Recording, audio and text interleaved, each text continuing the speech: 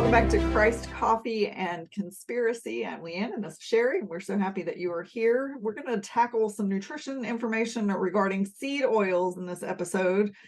We touch on just about every type of diet that you can think of that might be part of what you're living through today. So we encourage you to listen, and we'll jump into some end time stuff in the next few weeks. But today we wanted to focus on some nutrition and really kind of hone in on what the government is doing to our bodies, because we do believe that there's conspiracy behind that. So let us know your thoughts in the comment section below. Don't forget to subscribe and share this with everybody that you know, because this is where it starts with our health, and we really want to make sure that people are taking control of their bodies and stop letting the food industry have that power. All right, enjoy this episode. 1901. A company was working on let me put this on Do Not Disturb. A company was working on a new lubricant,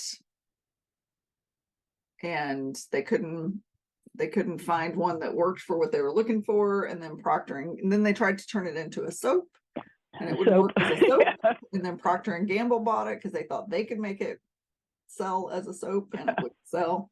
And then they decided to turn it into a food, and thus was born Crisco. Yeah.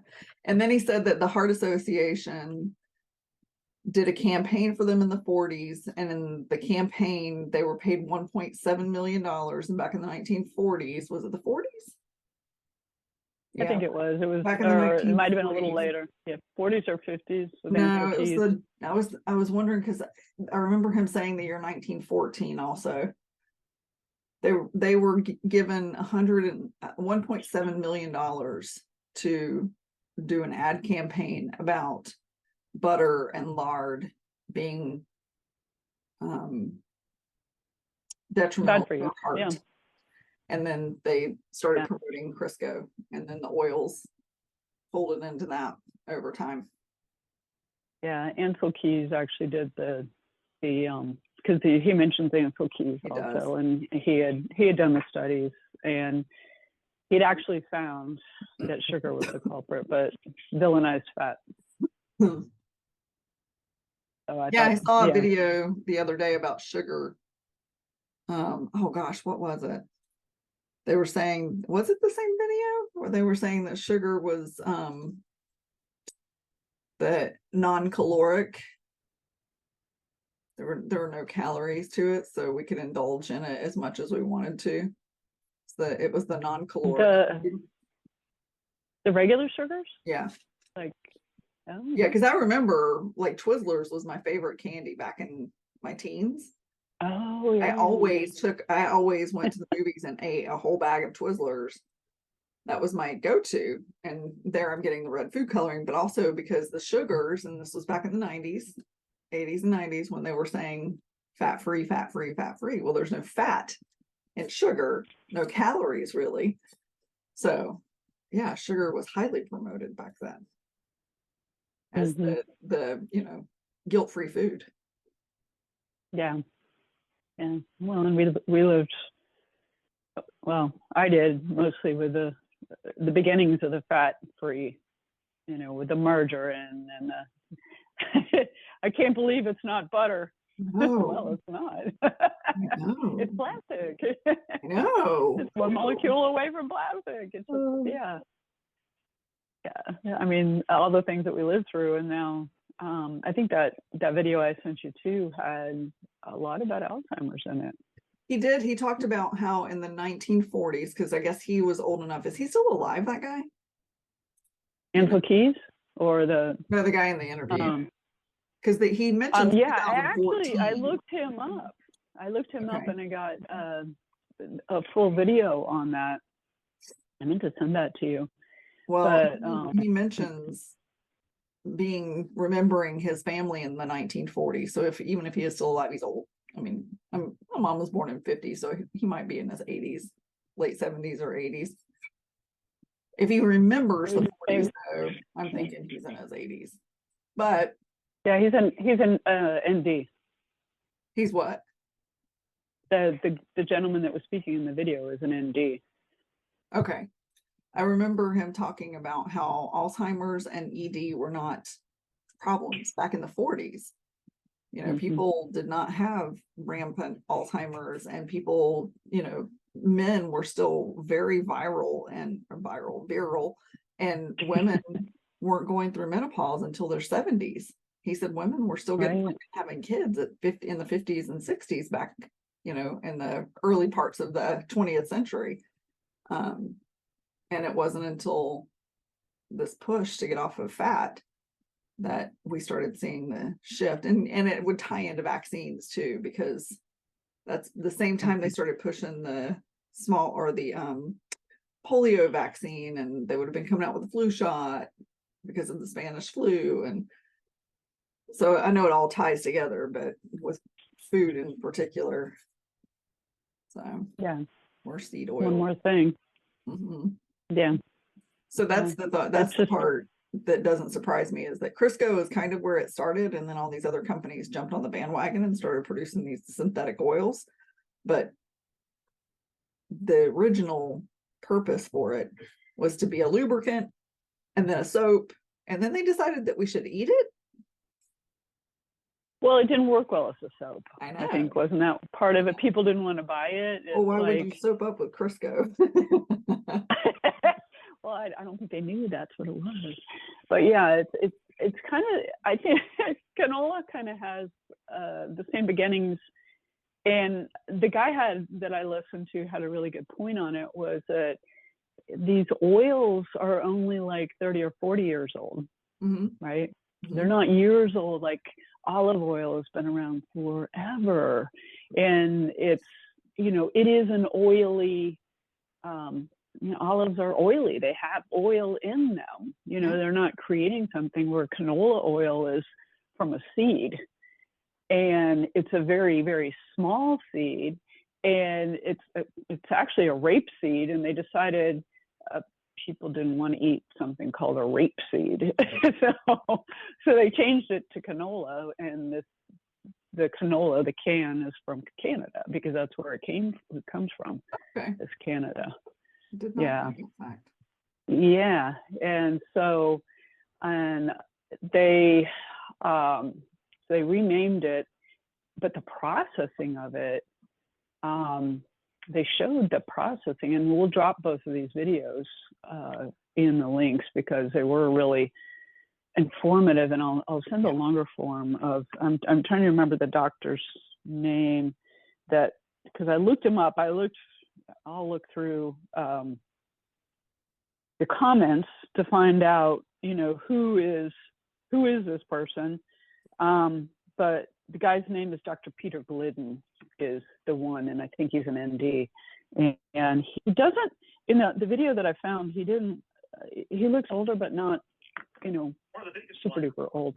Yeah. But is very, you know, he was showing also in that video how, well, this was a different video, but anyway,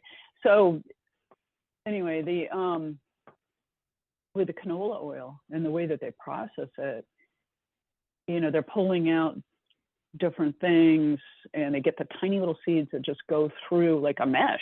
Yeah, you have to wonder how they're creating oil from a tiny seed. And that was what the guy's point was, is like, how are they making oil out of this teeny tiny seed? They've taken all the rest of it off. So they've taken off the chaff and whatever.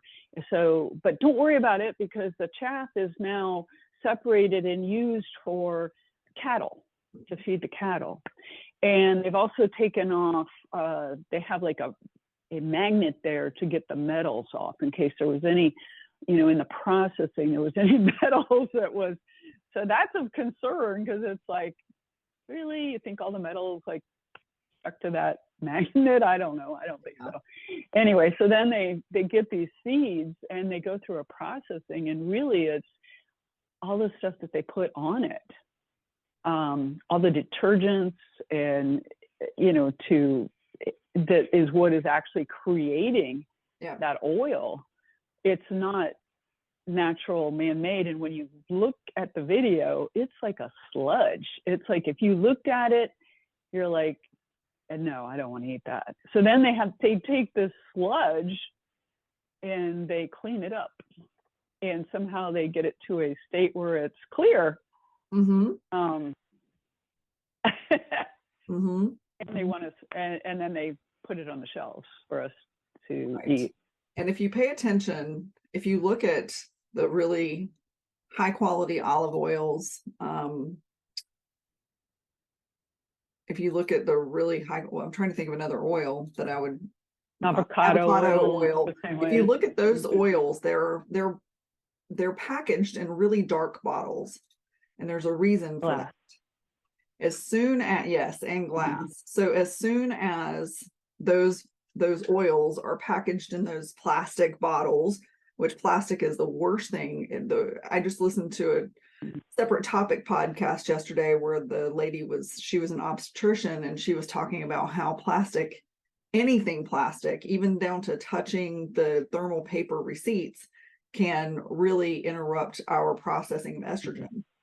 And so anything plastic can be a huge endocrine interrupter and hormone interrupter.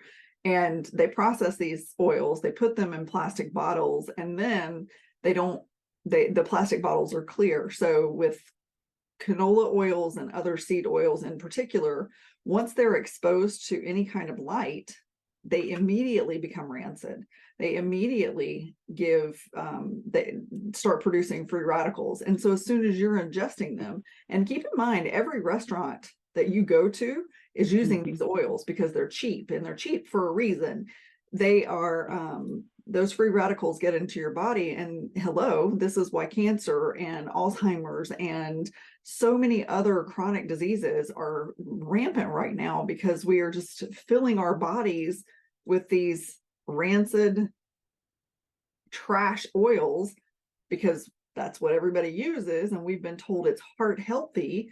But if you pay attention to how many people are actually having heart attacks today versus 1940 and earlier, it's a huge difference, and it's just continuing to increase. And obesity, and there's this trickle down effect that's happened. And I know that there are other factors, but these oils definitely play a part. So anyway, the rancid part of it, though, those free radicals go in and just start destroying our cells. And then once you have one damaged cell, that damaged cell goes and tries to damage more cells, and it becomes a domino effect in your body. And that's why we're so sick. Yeah. Well, it's the inflammation. It's why we have the joint pain. It's why, I mean, it just creates so much inflammation in our bodies, and in all areas. Whatever's the weakest part of your body is going to be really feeling that inflammation. And yeah, it's the processing of it that creates the rancidity. It's rancid before it hits the bottle. Yeah. But it also, the canola oil was also created as a lubricant for something, also for use in machinery. Mm-hmm. I think you're originally. Right. So it's, yeah, and it's just like, yeah. So I guess it was easy to produce or something, and so that's how we get it. You know, it's the same with, look at corn. You know, you've got corn oil. Yep. Another really rancid. Well, yeah, it sounds good, right? Think about when you eat a corn. If you eat corn from the cob, do you taste oil? No, you're getting a starchy sweetness. So where does the oil come from? How are they turning that into oil? They're adding a ton of additives to it. They're chemically processing it and synthesizing it so that they can get oil. But it's not just corn. There's no possible way, because corn's not oily. No, and they're all GMO. All of these things are genetically modified. So, and they're all very high in omega-6. And yes, we need a balance of the omega-3 and omega-6 in our bodies to have, you know, a better health. And they're like tipping the scale, because that's what's in our foods. Yeah. Is those, you know, there's a higher omega-6, you know, content in our foods. So that's just another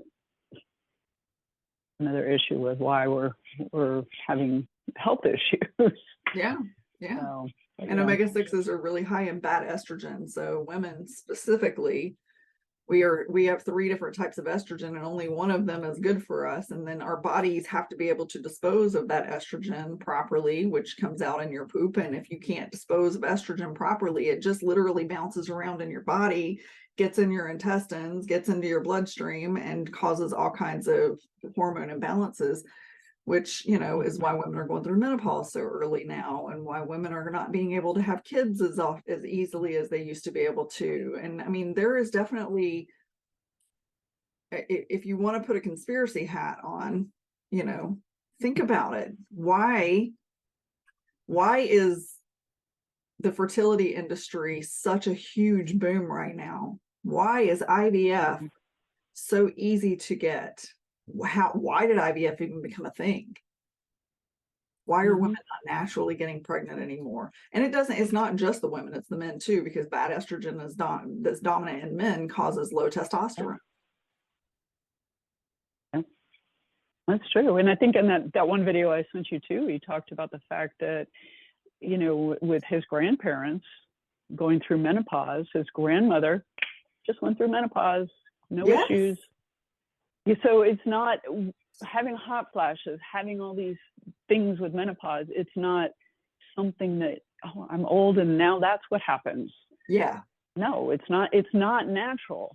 So we need to get back, getting rid of all of these estrogenic products and things that are causing us to be out of balance, so that we can get back to, you know, a better state with our hormones, so that we're not, you know, they're not all whacked out all over the place. But it's just, you know, and it makes me think too about, you know, we dive into meat, but meat is injected with all kinds of hormones. So there you go, you know. And if you want to get if you want to get conspiracy minded, I do wonder if, and I've wondered this for years and years and years, is the hormones being put in the meat what is also affecting our children, wondering what sex they're supposed to be?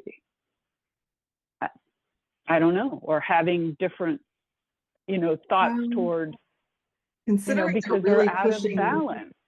Yeah, but considering they're really pushing people away from meat as much as possible, I would have an argument for that, because they're really trying to stop people from eating meat more than they are from eating the vegetable oils.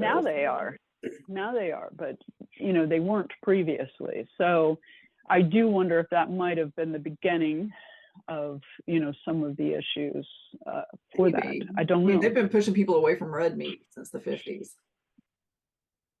Well, it's not just red meat, because chicken has a lot of hormones too. So it's like, so I don't know. I don't know. There's a lot of, you know, it's made me wonder, you know, not just with transgender, but just in general with hormones being out of balance, and, you know, wondering what we're attracted to, because, you know. I would lean more toward it just being such a godless world right now. I think there is that too. For me, that's the biggest player, is that the general influence in the world today is be gender fluid or questioning. And I think the stronger the influence, the more people we see that become that way, especially as children. But that's a whole other topic we could go down that would just create controversy, because I think parents we got into their children to that. I mean, the parents who subject their children to that willingly and then put them on hormone blockers, puberty blockers, should go to jail. That's all I have to say about that. I do agree with that. And there's so many of them that are, it's just, that's a whole nother topic. But my thoughts were more like, you know, all the chicken nuggets that kids are eating when they're little, you know, and this is from, you know, my way back, you know, that's when they started with the hormones in the meat. So that's what I'm thinking. If it wasn't a beginning of not transgender, but even just, you know, questioning, you know, gay or whatnot, that it's messing with the hormones. So the attraction is potentially different. because it's interesting, since we've gotten into hormones, even with, I read this somewhere, with birth control. So when women go on birth control, right, it keeps us from getting pregnant, blah, blah, blah. But when we come off of the birth control, that it's interesting in that there may be issues with the marriage of the person. So because they were maybe taking the birth control prior to marriage, and now they're with this person, they're married to this person, they come off of the birth control and the attraction is no longer there because the hormones have messed with them.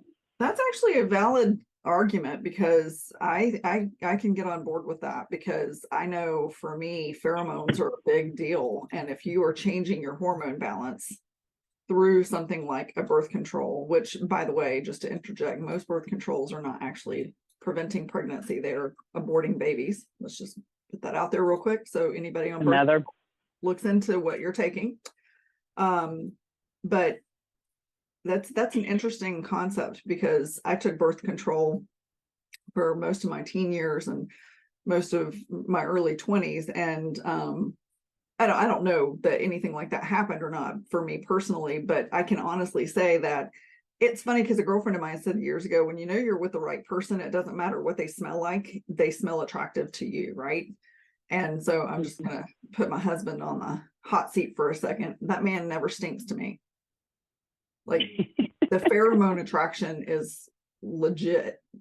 The interesting thing to that is we have focused so much throughout the whole course of our relationship on health and wellness and hormone balance, like for me in particular, but even him just kind of tagging along, you know, we really pay attention to those things. And I will say that when we've gone down those bad food roads, like just up until a month ago, we were eating donuts and, you know, bakery baked goods and things that I had been adamantly opposed to eating for a long time. And for some reason, I went off the rails for a little while. It did change or mine in particular. I won't speak for him, but it did change my sex drive. So I do think that there's a lot of, and this kind of goes back to the oils, because I'm not on birth control, but it anytime there is a hormone disruptor, I think it can definitely create a disruption in your marriage. I believe that completely. Yeah. And I mean, which is again going to create a disruption in there being more births, right? Yeah, that's a good point. Yeah. So it's all kind of tied together, and there's kind of it's another way they're attacking or depopulating. Yes. So tinfoil hat for sure on that one, because I believe that that's definitely part of it. Yeah. Pay attention to your foods. And I think, you know, we did give you some good oils. So, you know, olive oil is a great oil. You do have to be careful with it.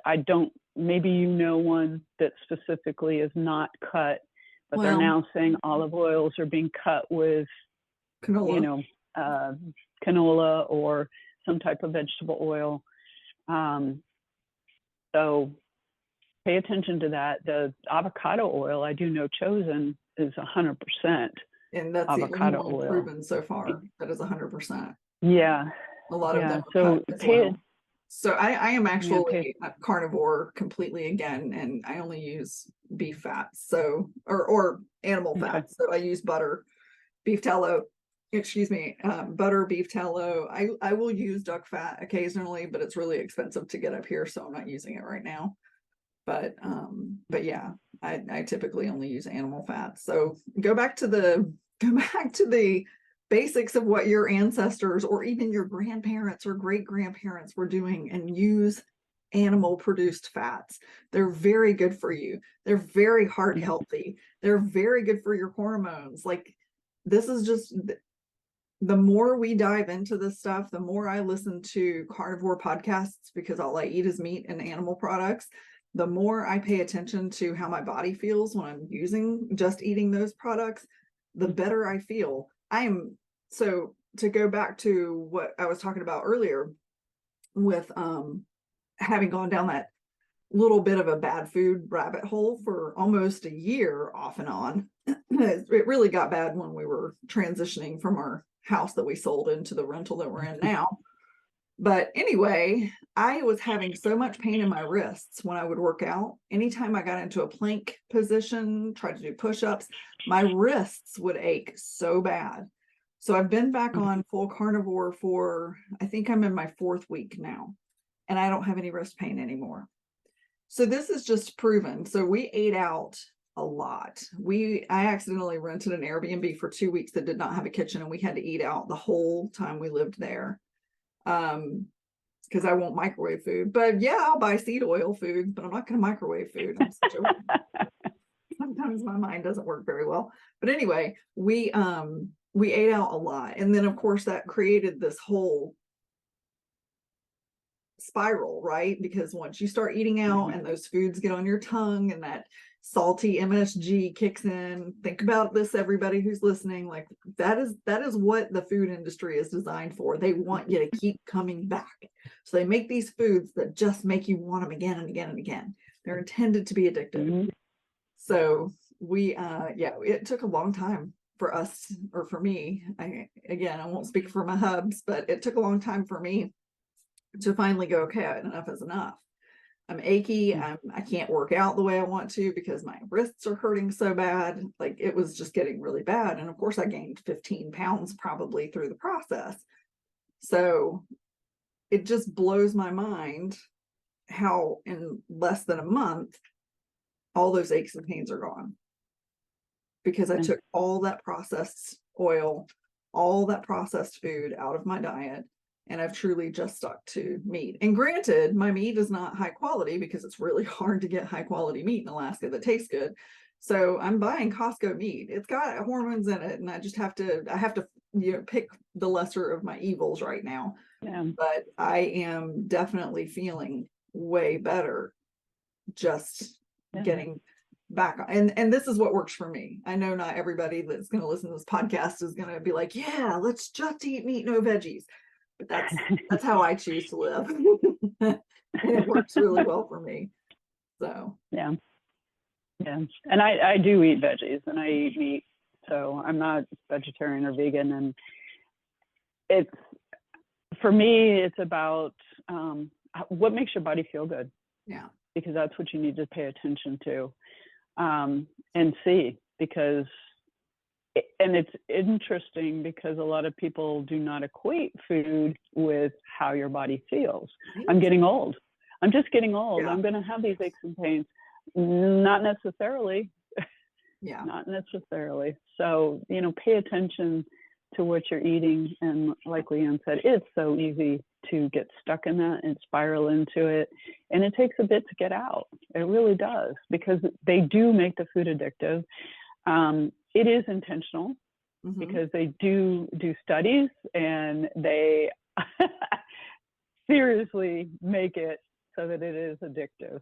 They spend so much research and development money on understanding what foods, what additives will make you keep coming back. It's insane the number of dollars spent on that part of the industry. Yeah.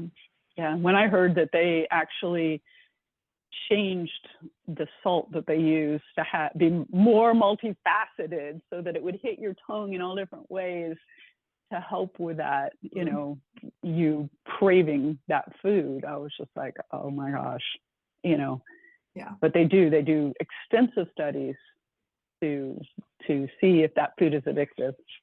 Here's one for you. When McDonald's first opened up, they fried all of their French fries in beef fat. Today, McDonald's fries their fries in traditional vegetable oil. I don't know if it's canola. I would assume it's probably a blend of oils, because that seems to be what a lot of fast food companies are using today. But because they didn't want to lose the taste of the beef fat French fry, they now add beef flavoring into their fries so that you can still get that nostalgic taste. This has been going on since the 70s. And then they also have 13, there's a total of 15 ingredients in McDonald's French fries today, instead of just potatoes, beef fat, and salt. So this is where the food industry has gone. And McDonald's is very publicly known to be one of the fast food restaurants that put so much time and money into studying what will make you want to keep eating their food.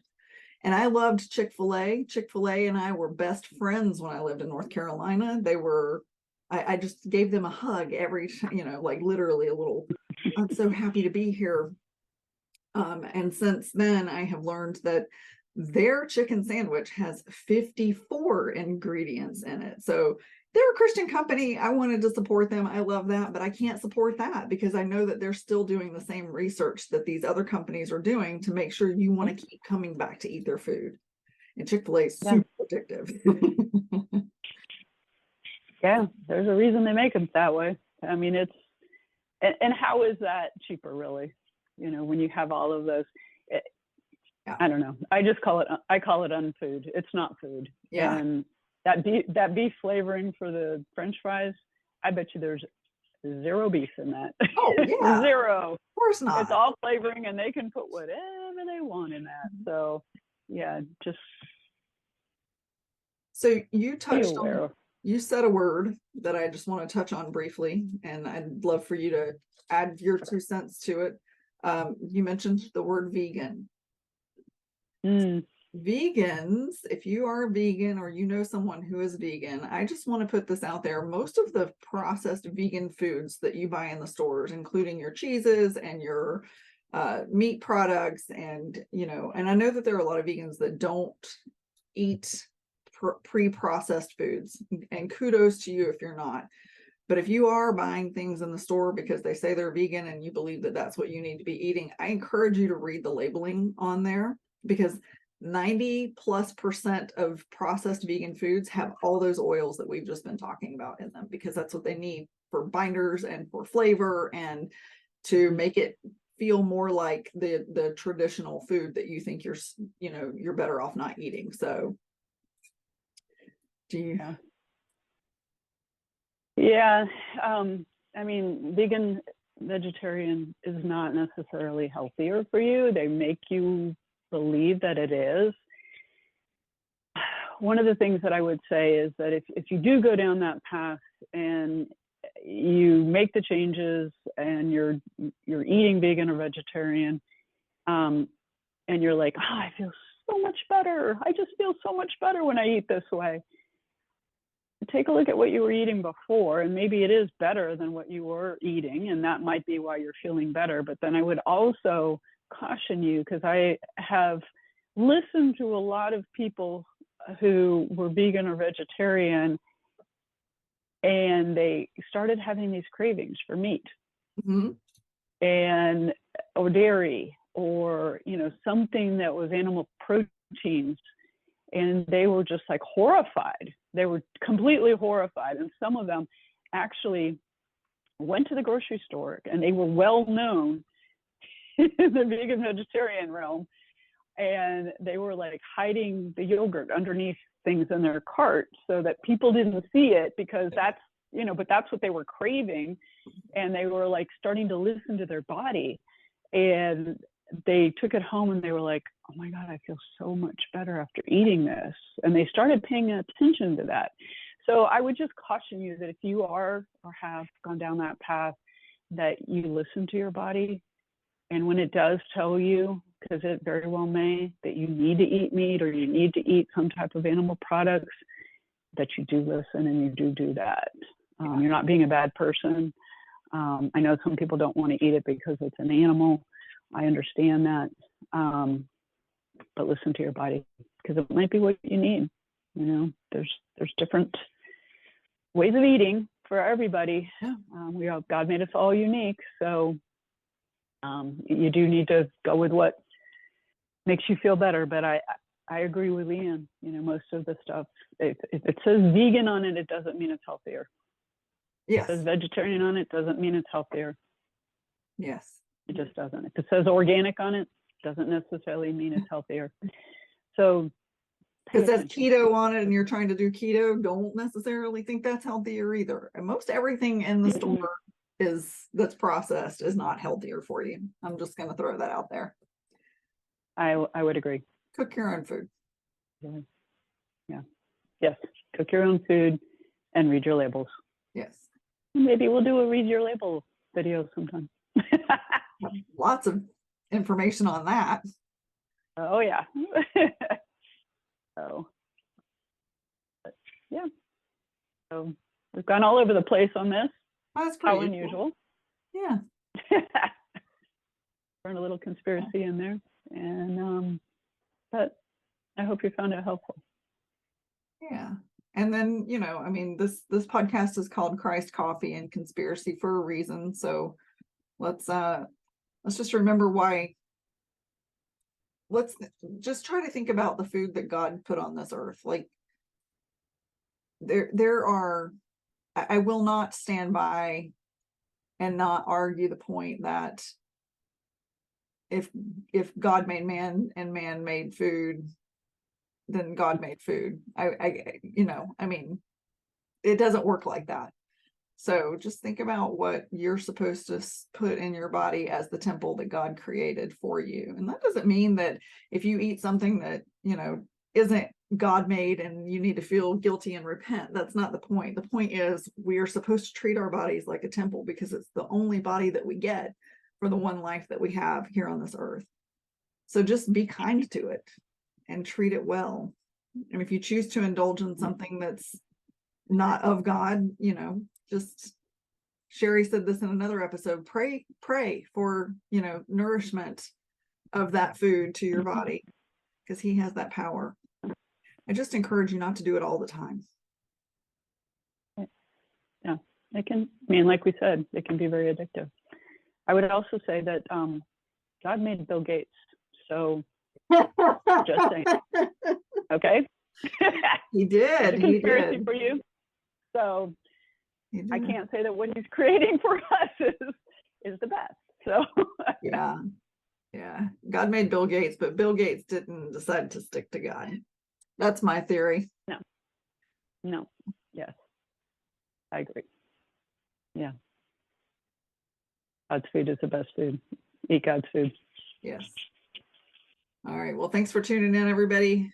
We will see you next week, and who knows what we'll be talking about. We don't actually decide these things until the day before we record. So we'll see you next week. Bye.